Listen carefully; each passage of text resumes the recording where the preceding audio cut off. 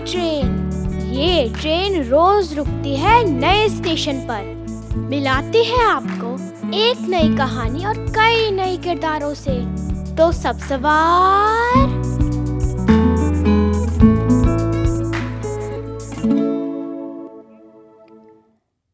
आज की हमारी कहानी है सूत का रेशम और इसे लिखा इस्मत चुगताई ने। नन्हे भाई हमें कितनी बार ही बेवकूफ़ बनाते, मगर हमको आखिर में कुछ ऐसा कायल कर देते थे कि उन पर से एतबार न उठता। मगर एक किस्से ने तो हमारी बिल्कुल ही कमर तोड़ दी। ना जाने क्यों बैठे बिठाए जो आफत आई तो पूछ बैठे, नन्हे भाई ये रेशम कैसे बनता है? अरे बुद्धू, ये भी नहीं मालूम रेशम कैसे बनता है? इसमें मुश्किल ही क्या है? सादा सूती धागा लो, उसे 2 पलंगों के पाए पर ऐसा तान दो जैसे पतंग का मांझा तानते हैं। बस जनाबे आली, अब 1 या 2 ज़रूरत के हिसाब से अंडे ले लो, उनकी जर्दी अलग कर लो, उन्हें खूब कांटे से फेंटो, अच्छा नमक मिर्च डालकर ऑमलेट बनाकर हमें खिलाओ, समझे? हाँ, मगर रेशम? बेवकूफ़, अब सुनो तो आगे। बाकी बची सफ़ेदी, उसे लेकर इतना फेंटो कि वो फूल कर कुप्पा हो जाए। बस जनाब, अब ये सफ़ेदी बड़े ध्यान से पलंग के पायों पर तने हुए तागे पर लगा दो। जब सूख जाए संभाल के उतार कर उसका गोला बना लो। अब चाहे उससे रेशम की साड़ियाँ बिनो, चाहे कमीज़ें बनाओ। अरे बाप रे, हमने सोचा, रेशम बनाना इतना आसान है और हम अब तक बुद्धू ही थे जो अम्मा से रेशमी कपड़ों के लिए फरमाइश करते थे। अरे हम खुद इतना ढेरों रेशम बना सकते हैं तो हमें क्या गरज पड़ी है कि किसी की जूतियां चाटते फिरें? बस साहब, उसी वक्त एक अंडे का इंतजाम किया गया। ताज़ा ताज़ा काली मुर्गी डरबे में देकर उठी और हमने झपट लिया। फौरन नुस्खे पर अमल किया, यानी जर्दी का ऑमलेट बनाकर खुद खा लिया, क्योंकि नन्हे भाई नहीं थे उस वक्त। अब सवाल ये पैदा हुआ कि तागा कहाँ से लाएं? तागा सिर्फ आपा की सीने पिरोने वाली संदूकची में ही मिल सकता था।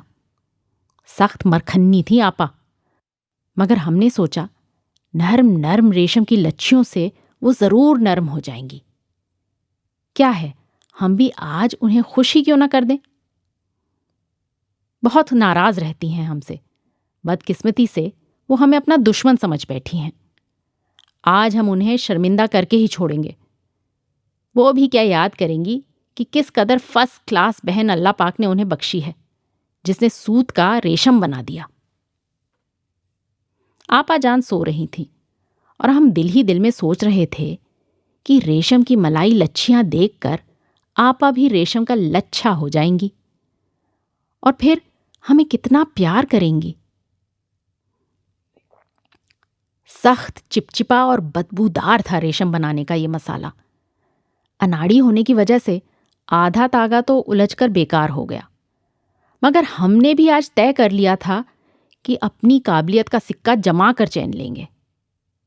आपा की संदूकची में से हमने सारी की सारी रंग बिरंगी सूती और रेशमी रीलें लेकर 2 पलंगों के बीच तान दी कि रेशम और चमकदार हो जाएगा, सूत रेशम हो जाएगा।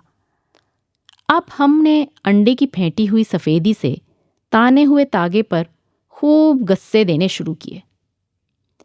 इतने में आपा जान आंखें मलती और जम्हाइयाँ लेती हुई हमारे सर पर आन धमकी। थोड़ी देर तो वो भौचक्की सी खड़ी ये सारा तमाशा देखती रही। फिर बोली, ये क्या कर रही है मर्दी? उन्होंने समय पर गले से आवाज निकाली।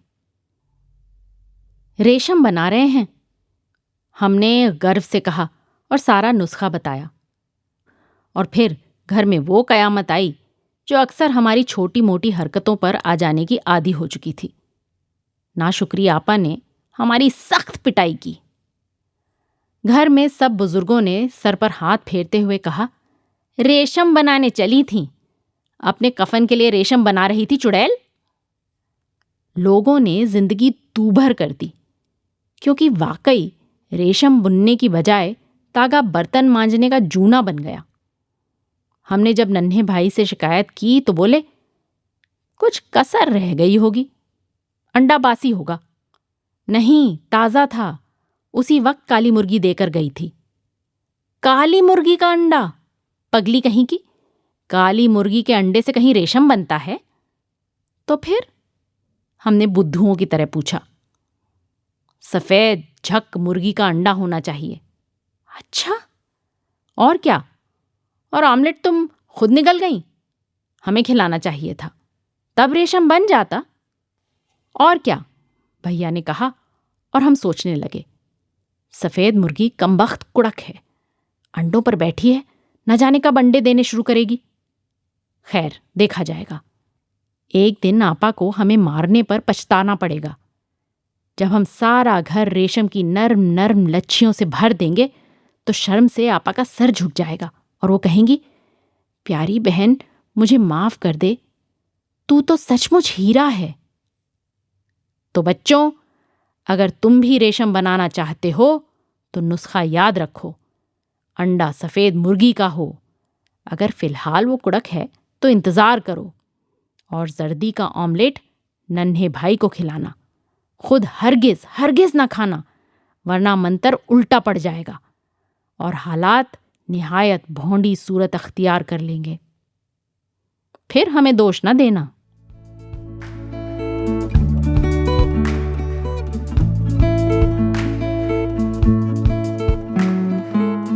आशा है ये कहानी आपको पसंद आई होगी। ये कहानी आपके लिए लाए रेखता, नई धारा और प्रथम।